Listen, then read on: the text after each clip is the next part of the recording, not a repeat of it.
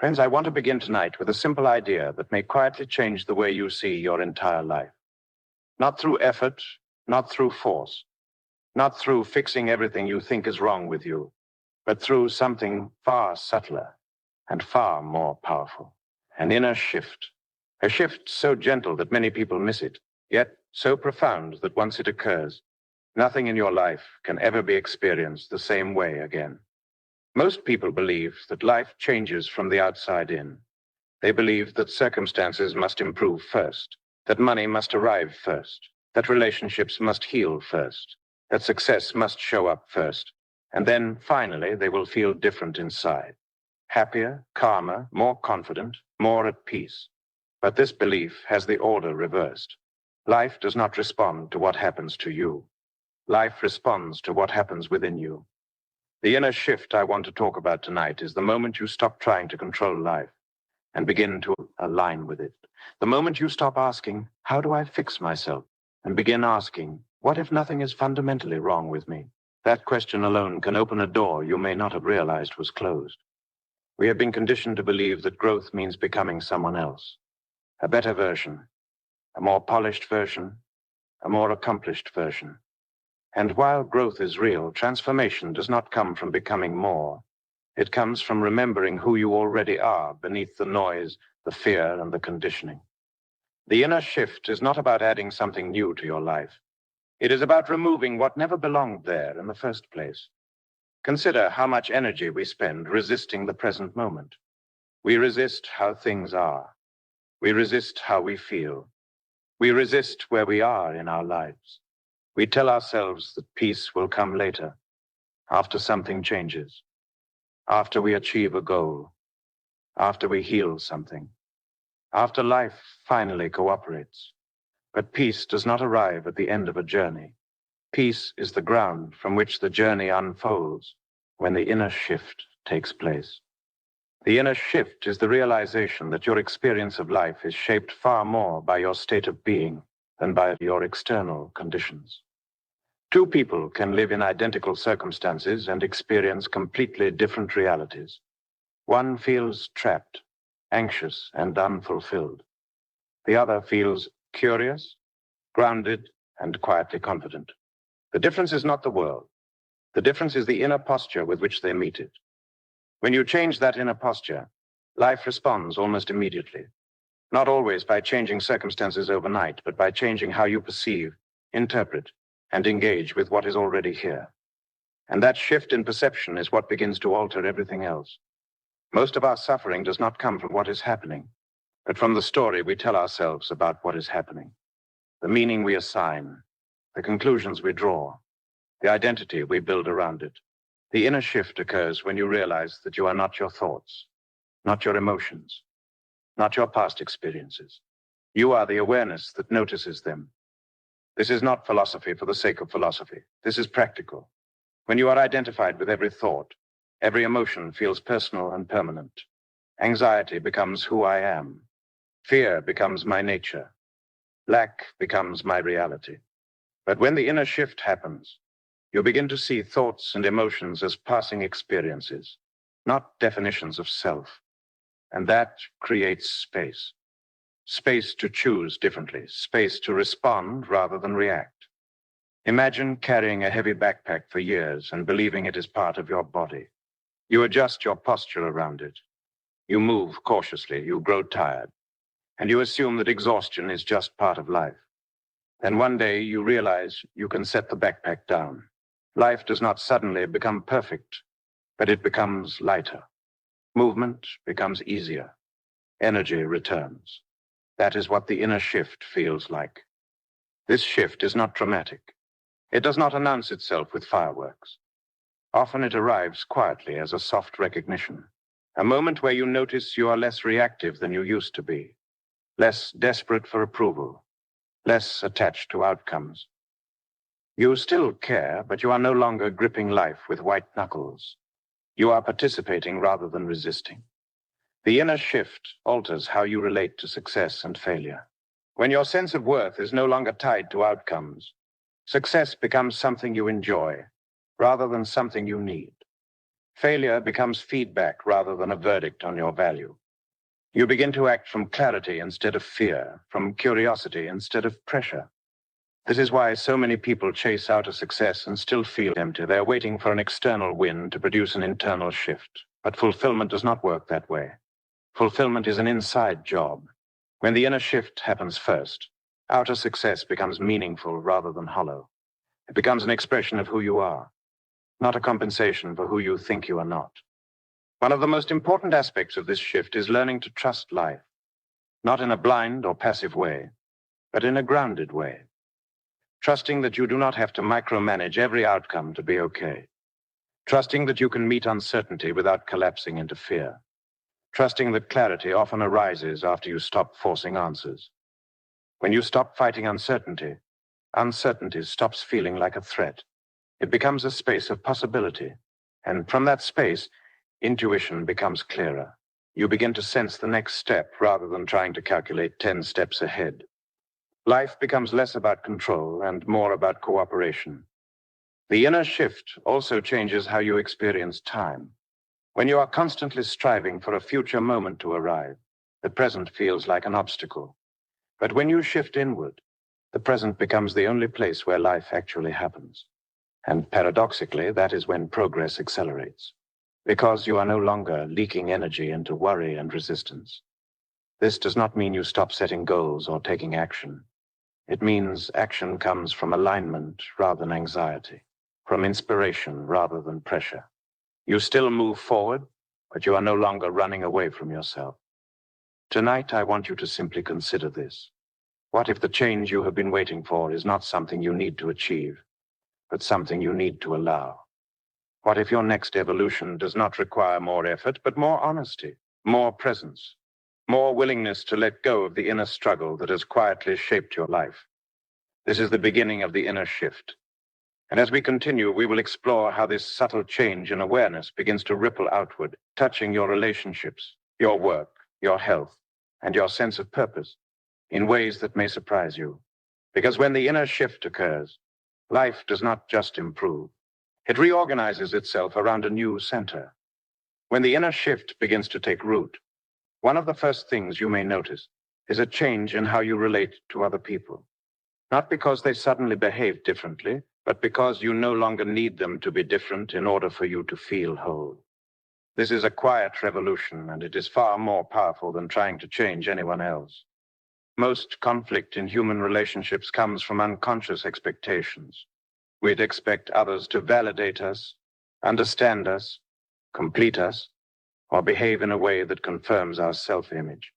When they do not, we feel disappointed, rejected, or threatened. But the inner shift changes the foundation of relationship itself. You stop relating from need and begin relating from presence. When you are no longer asking others to fill an inner gap, you listen more deeply, you react less defensively, you speak more honestly, you stop performing and start being. And something remarkable happens. People feel safer around you. Conversations soften. Tension dissolves without effort. Not because you are trying to fix the relationship, but because you have stopped bringing fear into it. This is why inner work is never selfish. When you become more grounded within yourself, everyone around you benefits. Your calm becomes contagious. Your clarity gives others permission to slow down. Your presence invites authenticity. The inner shift does not isolate you from the world. It harmonizes you with it. This shift also transforms the way you experience success. Before the shift, success is often used as a bargaining chip with life. If I achieve this, then I will finally be enough. If I reach that milestone, then I can relax. If I prove myself, then I will deserve peace. But success built on this foundation is fragile. It creates constant pressure to maintain an image and an endless fear of losing ground. After the inner shift, success becomes an expression rather than a compensation. You create because you are inspired, not because you are afraid. You pursue goals because they feel meaningful, not because they are meant to fix something inside you. And because of that, your efforts become more effective. There is less resistance. less burnout, less self-sabotage. This is one of the great paradoxes of life. When you stop chasing worth, worth shows up everywhere. When you stop trying to prove your value, value flows through you naturally. When you stop asking life to give you permission to be at peace, peace becomes your starting point. Another area deeply affected by the inner shift is how you relate to uncertainty. Before the shift, uncertainty feels dangerous. It triggers anxiety, overthinking, and a desperate need for control. You want guarantees. You want timelines. You want reassurance that everything will work out before you allow yourself to relax. But life does not offer certainty in advance. It offers clarity in motion. And when the inner shift occurs, you begin to understand this intuitively. You stop demanding certainty from the future and start cultivating stability within yourself. That inner stability becomes your anchor no matter what unfolds. This does not mean fear disappears. It means fear no longer runs the show. You notice it, you acknowledge it, but you do not hand it the steering wheel. You learn to act with fear present rather than waiting for fear to vanish. And each time you do this, confidence grows. Not the loud kind, but the quiet kind that comes from self-trust. Self-trust is one of the most profound outcomes of the inner shift. You stop outsourcing your sense of direction to opinions, trends, or external validation. You begin listening inward. You begin honoring your own timing. You begin recognizing that not every path is meant for you, even if it works beautifully for someone else. This is where many people feel a sense of relief they did not know was possible. The pressure to keep up, to compare, to compete begins to dissolve. You are no longer racing against anyone. You are walking your own path at your own pace, guided by an inner compass rather than external noise. The inner shift also changes your relationship with effort. You may have been taught that effort equals worth, that rest must be earned, that slowing down is a sign of weakness. But effort without alignment leads to exhaustion. Action without clarity leads to frustration. The inner shift teaches you the difference between force and flow. Force comes from fear. Flow comes from trust. Force feels heavy. Flow feels natural. And when you learn to recognize the difference, you begin to choose differently. You still take action, but you wait for the feeling of alignment before you push forward. You respect your energy. You listen to your body. You honor your intuition. This is not laziness. It is intelligence. It is cooperation with life rather than resistance against it. When you operate from flow, life seems to meet you halfway. Opportunities appear at the right moment. Solutions arise when you stop obsessing over problems. Creativity returns when you allow space instead of pressure. Perhaps one of the most important changes that comes with the inner shift is how you relate to yourself. The inner critic begins to lose its grip. That voice that constantly tells you that you are behind, not enough, or doing it wrong begins to soften. Not because you argue with it, but because you no longer believe everything it says. You start treating yourself with the same compassion you offer others. You recognize that growth does not require punishment, that healing does not require self-blame, that becoming more does not require hating where you are now. This shift alone can alter the course of a life. When self-compassion becomes your baseline, mistakes become lessons rather than scars. You recover faster. You forgive more easily. You keep moving forward without dragging shame behind you. And from that place, transformation becomes sustainable. The inner shift is not about becoming perfect. It is about becoming present. It is about living from awareness rather than autopilot, from choice rather than conditioning, from wholeness rather than lack. As we continue, we will explore how this inner shift directly influences manifestation, creativity, and the way your outer world begins to reorganize itself in response to your inner alignment. Because once you stop fighting yourself, life stops feeling like a battle. And that is when change begins to feel not only possible, but natural. When the inner shift deepens, something subtle but powerful begins to happen in the way life responds to you. You may not notice it all at once, but there is a gradual sense that things no longer feel so heavy. Problems still arise. Challenges still appear. but they do not carry the same emotional weight. You are no longer fighting life from the inside. This is where many people misunderstand what alignment really means. Alignment does not mean that nothing difficult ever happens.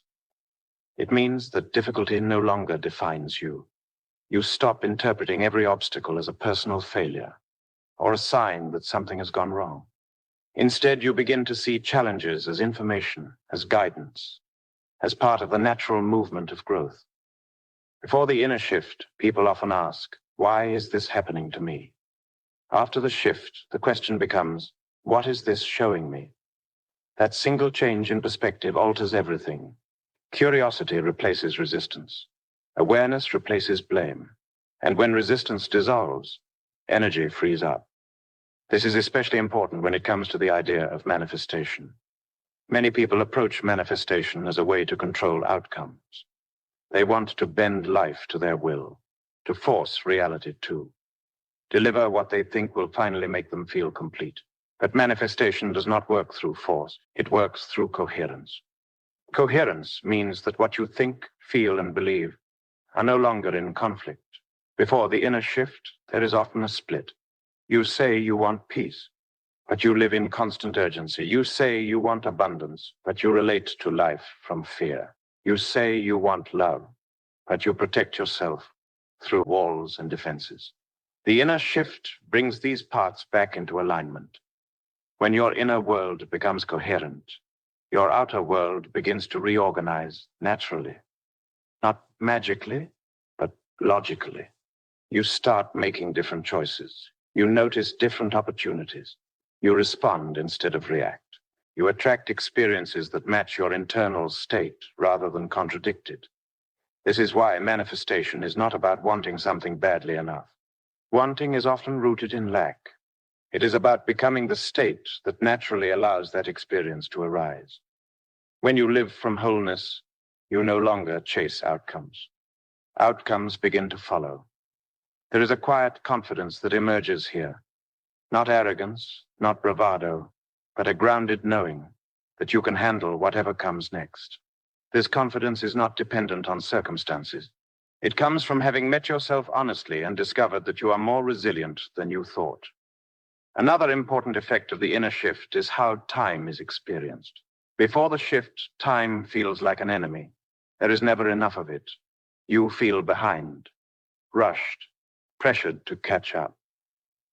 After the shift, time becomes an ally. You begin to trust timing instead of fighting it. You realize that not everything needs to happen now, that some things unfold only when the conditions are right, that forcing a result too early often creates more problems than it solves. Patience begins to feel natural rather than frustrating. This does not mean you stop caring about progress. It means you stop measuring your worth by speed. Growth is no longer a race. It is a process of integration. You allow insights to settle.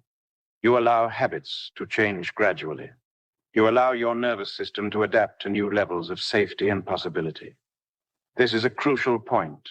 Many people try to change their lives without changing their nervous system.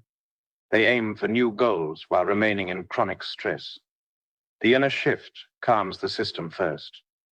From that calmer baseline, growth becomes sustainable. When the nervous system feels safe, creativity opens. Intuition becomes clearer. Decision-making improves. You are no longer constantly scanning for danger or approval. You are present enough to sense what is true for you. This presence also changes how you relate to failure. Failure no longer feels like proof that you are inadequate. It becomes feedback. You learn, you adjust. You move forward without collapsing into self-judgment. This resilience is one of the most underrated outcomes of inner work. And something else happens here that is often overlooked. Gratitude becomes genuine. Not the forced gratitude people use to bypass pain, but a quiet appreciation for being alive, for having awareness, for being able to choose again. This gratitude further stabilizes your inner world. From this state, life begins to feel more cooperative. You notice synchronicities. You meet people at the right time. You stumble upon information that answers questions you were not even consciously asking. This is not coincidence in the mystical sense. It is perception aligning with opportunity. When you are not consumed by inner noise, You see more clearly. And when you see clearly, you respond more wisely. Life has always been offering signals. The inner shift simply makes you available to receive them. You may also notice that your desires themselves begin to change. Some things you once wanted no longer feel important. Other desires feel cleaner, simpler, more aligned with who you are becoming. You are no longer chasing symbols of worth. You are choosing experiences that support your well-being. This is maturity of the inner life, not in an age-related sense, but in an awareness sense. You are no longer seduced by every promise of happiness. You know that fulfillment is not something added to you, but something expressed through you. As this understanding deepens, there is often a sense of coming home to yourself, a recognition that you were never broken, just disconnected, that you were never lacking, just looking in the wrong place. This realization can be deeply emotional, not because something dramatic happens, but because something heavy finally falls away. In the next part, we will explore how to stabilize this inner shift so it does not fade when life becomes busy again. We will talk about simple daily practices, not techniques to fix yourself, but ways of living that keep you anchored in awareness. Because the inner shift is not a moment. It is a way of being. The final piece of the inner shift is learning how to live from it consistently, not perfectly, but honestly. This is where everything we have talked about becomes real, not as an idea, but as a lived experience. Because an inner shift that is not integrated into daily life will eventually fade back into old habits. Living from the inner shift means you stop using awareness as something you turn on occasionally. It becomes the place you return to.